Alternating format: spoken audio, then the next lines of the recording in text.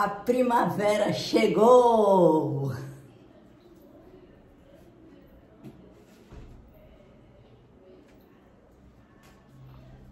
Só agora Amaro acredita que a primavera chegou. E finalmente chegou o dia da gente começar nossa leitura de Clarissa, de Érico Veríssimo.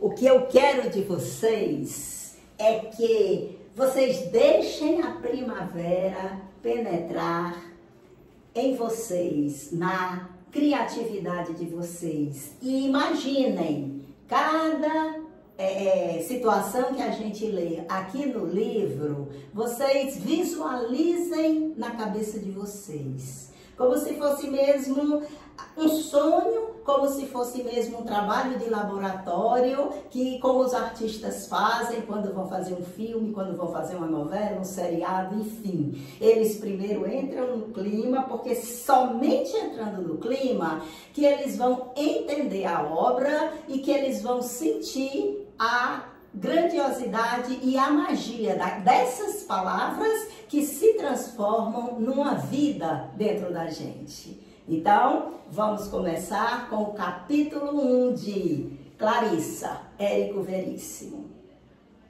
Só agora Amaro acredita que a primavera chegou. De sua janela vê Clarissa a brincar sob os pessegueiros floridos.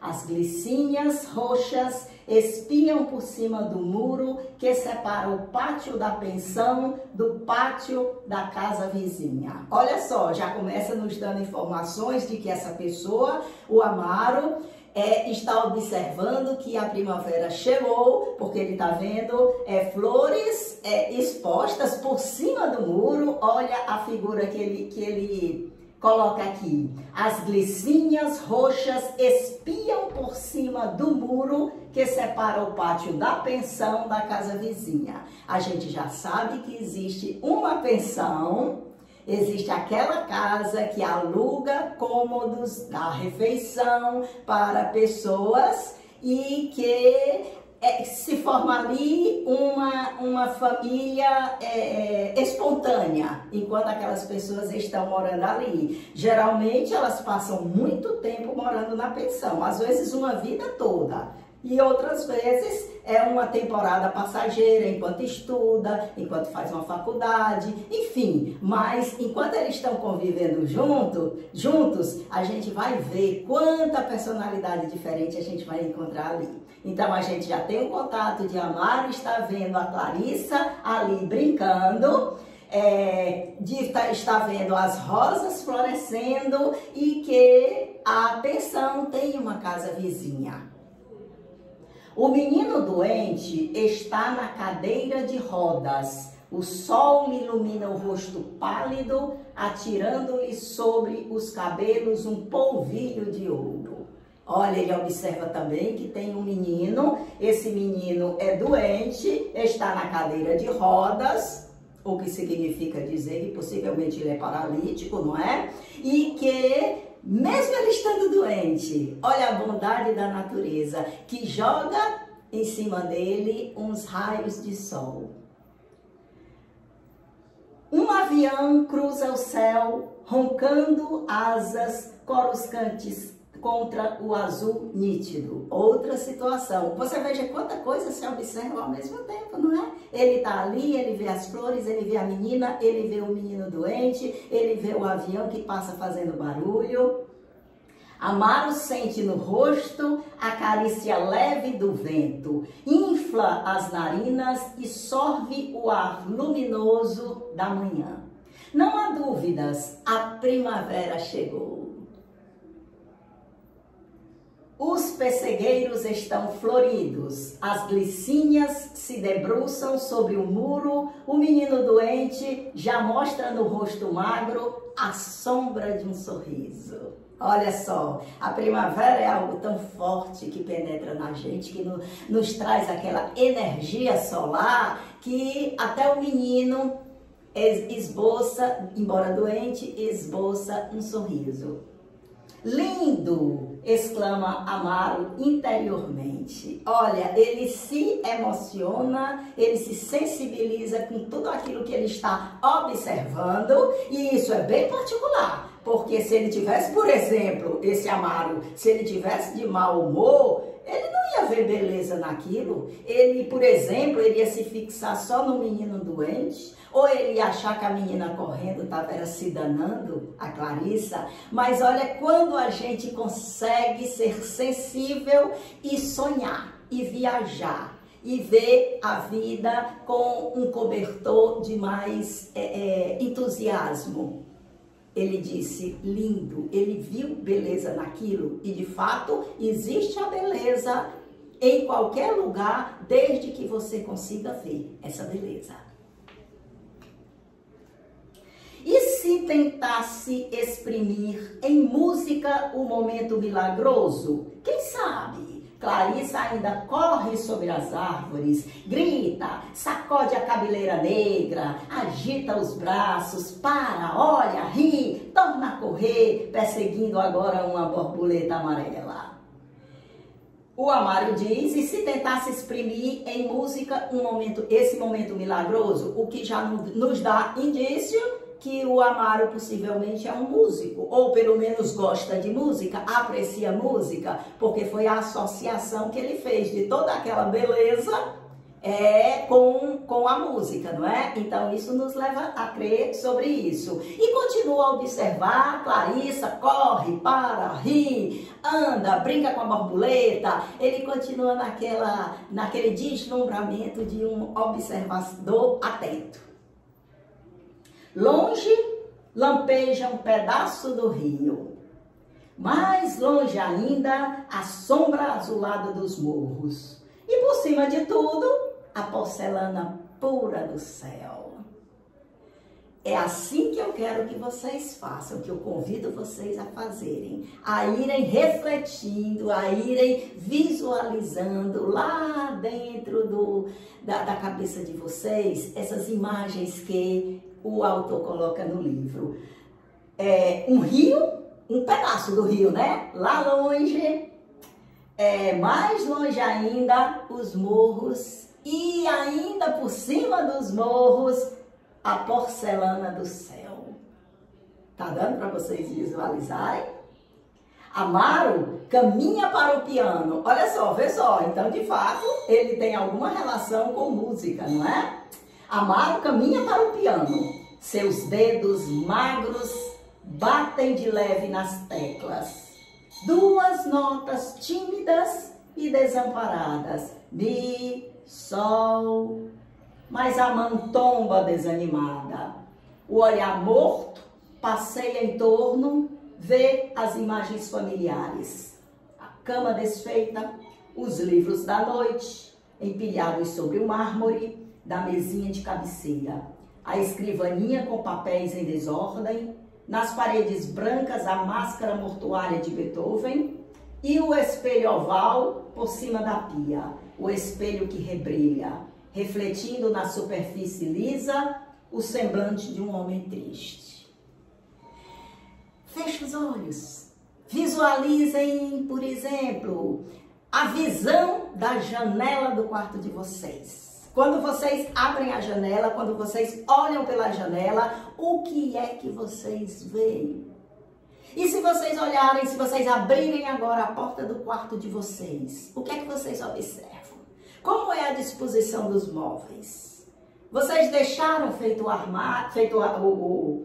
Amaro, coisas de ontem, no caso dele, ele deixou livros, deixou papéis, tem a estatueta do Beethoven. Ele visualiza tudo isso ali, presente. Ele tentou tocar, saíram duas notinhas, mas depois o braço dele caiu, não é? Decaiu, o que já nos indica que ele é possivelmente um compositor e que toda aquela imagem bonita que ele viu pela janela não conseguiu inspirá-lo a compor alguma coisa. Ele tentou, só saíram duas notas, então ele quedou a mão dele, tirou do piano e simplesmente ficou ali com o semblante de um homem triste. Agora é preciso a gente ver que ele pode até ser um homem triste, mas ele não estava nesse minuto olhando pela janela e dizendo lindo. Mas ele tem uma natureza de homem triste, o que não significa dizer ser infeliz. Tristeza é um modo da pessoa ser, e até mesmo uma pessoa triste, ela é alegre de um modo triste. Ela observa tudo, mas tem sempre uma névoazinha de tristeza lá no fundo do coração dela, porque é uma postura existencial, certo? Mas nem por isso ele é uma pessoa pesada, ele é uma pessoa que enche o saco dos outros. Eu tô falando de uma pessoa triste, né? Não sei se o Amaro é assim, né? A gente vai conhecer. Vocês estão curiosas para conhecer o Amaro? E a Clarissa? E os outros personagens, que claro, é uma pensão, vai ter várias pessoas, né? Vamos lá, adiante. Amaro torna a janela, ele está bem procurando inspiração. Clarissa mergulha na sombra do arvoredo, toda cheia de crivos de sol. Ergue os braços, põe-se na ponta dos pés, entesa o busto, pondo em relevo mais forte os seios que mal apontam. Segura com ambas as mãos o galho de um pessegueiro, dobra os joelhos e deixa o corpo cair num abandono gracioso. Os ramos se agitam, as flores se desprendem e tombam como uma chuva de pequenas borboletas rosadas. Olhos cerrados, cabeça inclinada para trás, Clarissa solta uma risada. Ele visualiza tudo, ele aprecia, ele fica empolgado com essa brincadeira da Clarissa com a natureza, de se pendurar nos galhos, de curvar as pernas assim, se balançando possivelmente, dessa alegria dela, e esse fato dos seios que mal estão desapontando, se despontando, significa o quê? Que ela está em plena adolescência, ela está com 13 aninhos de idade, é uma menina,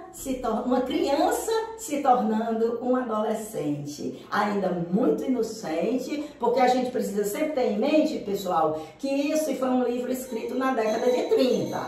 Então, uma pessoa com 13 anos, na década de 30, era uma criança sim, certo? Existia depois todo aquele ritual, quando a criança fazia 14 anos ou 15, geralmente 15 anos, mas às vezes também 14, ela recebia o primeiro sapatinho dela de salto, que significa dizer que era um saltinho só de um dedo, certo? Era assim, antigamente. Não existia essa precocidade que existe hoje não, certo? Que desde cedo as crianças se fantasiam de adultos e ficam erotizadas muito cedo, fora totalmente de propósitos, não é? Porque mesmo o adulto não precisa ele se tornar erotizado, ele pode ser uma pessoa discreta, mas as coisas mudam, os costumes mudam, mas a gente está aqui na década de 30, então vamos visualizar uma criança de 13 anos de idade brincando. Então o corpo dela mal está começando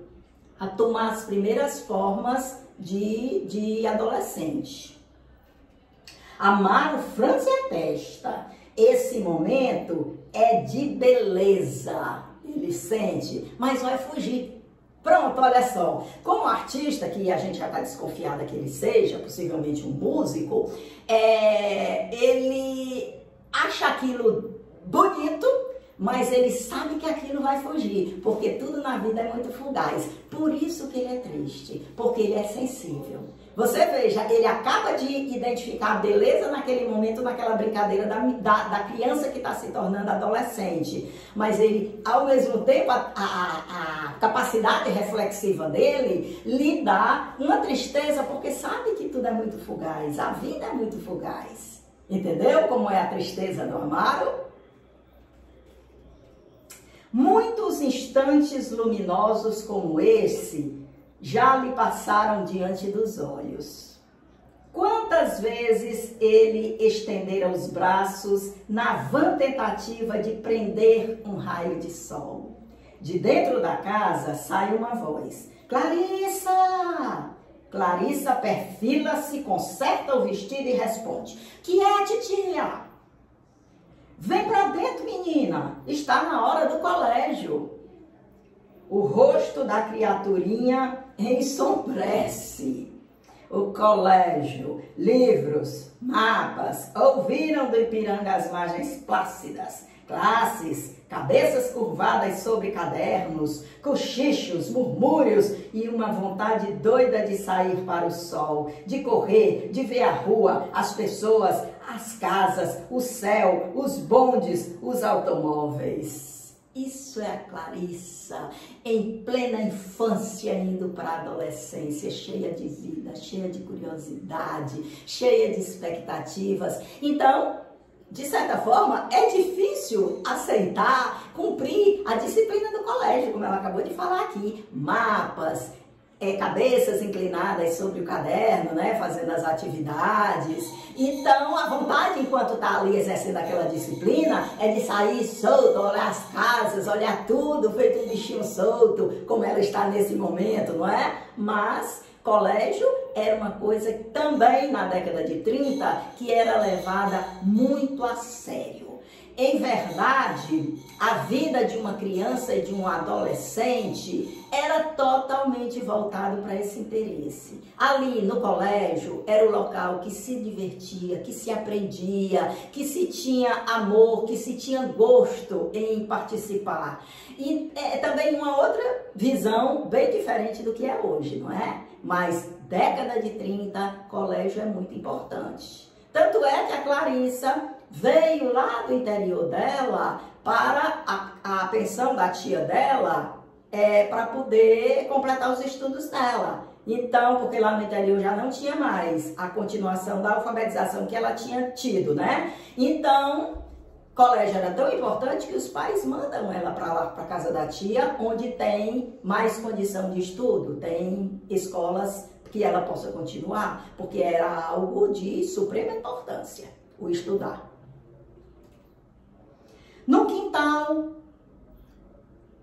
vizinho, o menino doente começa a choramingar. Tatá, tatá. O menino doente está chamando alguém, né? Chamando de tatá. Tem uma voz sumida e trêmula. Agita os braços no esforço para mover a sua cadeira. Dona Eufrazina bota a cabeça para fora da janela. Não ouviste, Clarissa? Está na hora do colégio. Clarissa entra. No alpendre, o papagaio verde sacode a plumagem e grita: Clarissa! Vocês gostaram? Eu adorei encontrar este papagaio. Eu amei verdadeiramente. Foi uma surpresa. Ele é bem realista, né? É o meu papagaio reborn, porque ele é muito realista. Quando eu encontrei esse papagaio, eu fiquei assim, sem conseguir acreditar, porque, claro, eu já tinha aqui o papagaiozinho do Cocoricó, não é? Mas eu não sabia que existia papagaios assim, tão realistas para vender. Então, quando eu descobri, deixa eu ver se eu tenho aqui o nome da loja que eu comprei o papagaio.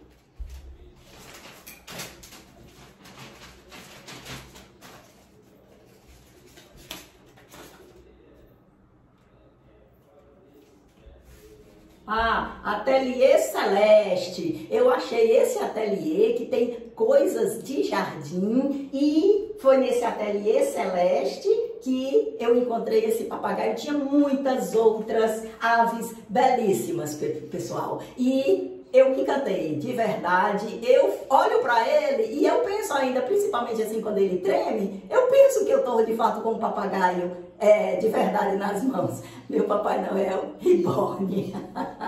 Voltando aqui. Sim, Clarissa entra no alpendre, o papagaio verde sacode a plumagem e grita: Clarissa!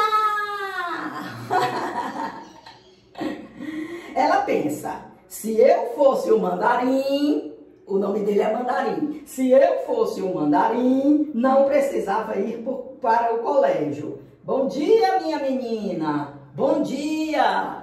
Quem é? Olha, tá aparecendo aqui um dos hóspedes da pensão. O velho Nico Pombo, major reformado, o hóspede mais antigo da pensão. Não tem o que fazer durante o dia, mas costuma madrugar para o chimarrão. É muito comum, não é? Essas pessoas já mais idosas, mesmo podendo dormir à vontade, coisas que os jovens querem tanto, eles podem dormir, mas eles acordam bem cedinho. É talvez o costume, pela vida toda de trabalho, os fizeram acordar cedo, ou talvez até pela redução do sono que a idade pode trazer.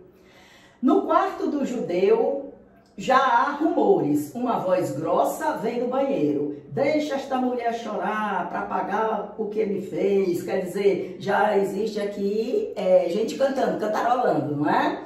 O Nestor, olha, já é o terceiro hóspede que a gente está entrando em contato, né? O Nestor, sempre cantando, sempre alegre. Clarissa gosta das pessoas alegres. Nem todos na pensão têm cara alegre. O mais triste é Amaro. Tem um ar de sofredor, olhos que sempre estão olhando para parte nenhuma. E depois, aquela mania de viver em cima do piano, batendo à toa nas teclas, inventando músicas que ninguém compreende. Enfim, como toda a gente diz que ele é um homem muito inteligente, é melhor não discutir. Sorrindo, Clarissa entra no quarto. A Clarissa é bem curiosa, né? Bem perceptiva, ela observa tudo, ela analisa tudo, ela tem as opiniões dela e ela está aqui dizendo que o Amaro é uma pessoa triste e associando essa tristeza dele ao piano que ele vive em cima, né? Ele deve passar, quem toca piano tem que estudar durante muito tempo, tocar muito tempo, porque senão vai perder na prática. É uma coisa séria. Todo instrumento musical exige, dizem os entendidos, pelo menos 8 horas por dia de estudo, não é? Então, ela alega aqui que a tristeza dele pode ser disso, pode ser de gostar de uma arte, né? Que poucos compreendem, como é a música, e aí ele pode se sentir um pouco desconfortável com isso, e por conta disso, ele é tristonho.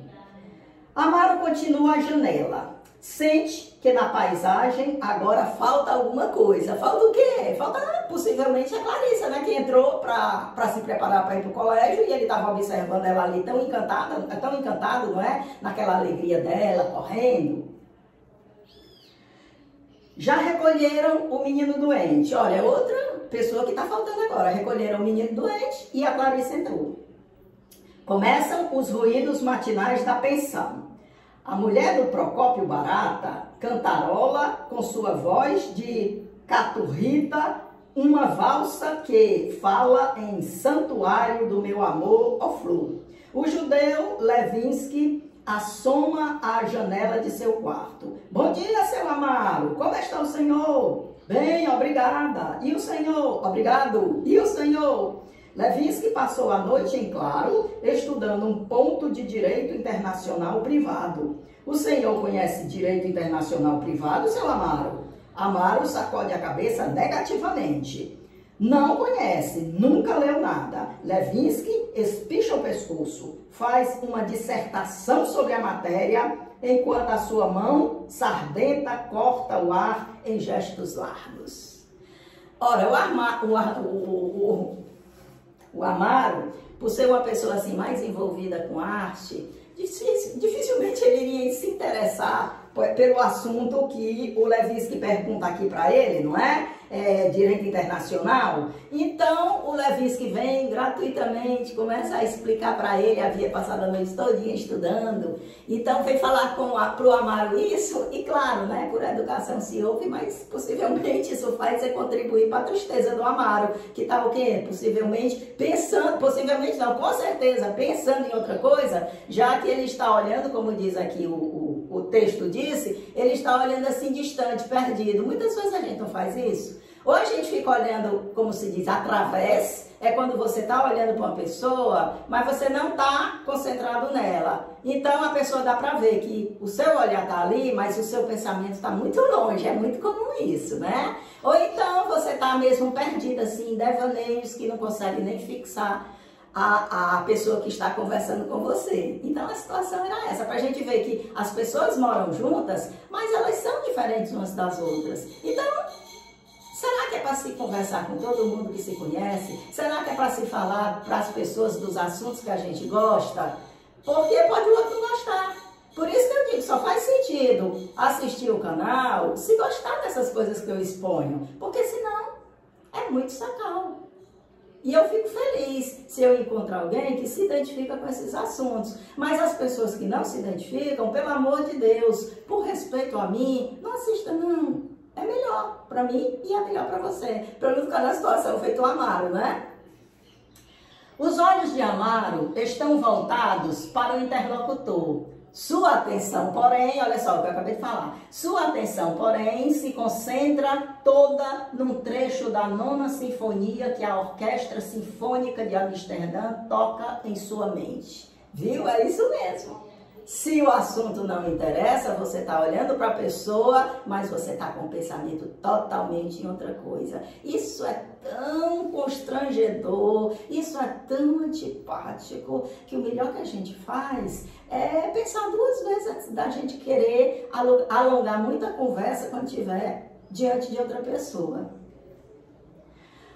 O coro rompe no hino triunfal. A cabeleira ruiva do judeu palpita ao vento como uma chama. A batuta do maestro sobe e desce em gestos rítmicos. A mão de Levinsky risca no espaço desenhos desordenados. O Amaro pensa numa coisa, o Levinsky fala em outra coisa e os assuntos ficam se misturando. É a batuta do maestro que levanta, é a mão do Levi que acena em gestos amplos, enfim, é uma situação mesmo muito desagradável.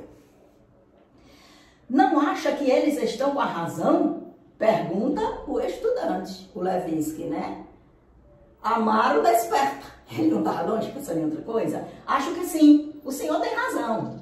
Eu? Não, refiro-me a eles. Os tratadistas, sim, eles, é verdade, tem razão. Aliás, cala-se de repente. Soam passos na escada. Outra vez a voz de Nestor. Para pagar o que ela me fez. O Nestor era aquele que estava lá dentro, que estava cantando, não é? Então eu acho que agora aquela situação antipática foi salva, porque o Nestor fez barulho descendo, um outro hóspede, não é? E salvou aquele diálogo que estava muito sem graça entre os dois, porque não estava havendo reciprocidade. No refeitório, o Major Pombo solta uma risada sonora. O papagaio grita, café, café! Amaro senta-se ao piano e reproduz a música do papagaio. Na varanda, o relógio de pêndulo bate 7 horas. Amaro veste o casaco e prepara-se para descer. Um dia há de escrever uma rapsódia da pensão de Dona Eufrazina, uma música colorida e viva em que aparecerão os gritos do papagaio, as cantigas do Nestor e Dona Ondina, as risadas do Major, as anedotas do Barata, a voz calorosa do menino doente e a adolescência luminosa de Clarice. Um dia, descendo a escada que dá para o refeitório, Amaro leva no pensamento uma suave aquarela, Clarissa sob a chuva de flores na manhã de sol. Sim, uma verdadeira aquarela, a gente acabou de ler agora, não é? Amaro planeja, sonha, deseja um dia escrever uma música, né? Uma rapsódia sobre a pensão da Dona Eufrazina, colocando dentro dessa rapsódia, dessa música, as características, né? Claro, traduzido em notas musicais, as características de todos os os moradores da pensão. E principalmente o que ele chamou aqui, a luminosidade da adolescência de Clarissa. Assim termina o nosso primeiro capítulo e eu termino desejando a vocês que tenham uma luminosidade também no pensamento criativo de vocês, na intenção de aprender no sentido, não no sentido intelectual, mas no sentido sensitivo, aprender as emoções que esse livro tem para nos contar. Até a próxima, até o capítulo 2.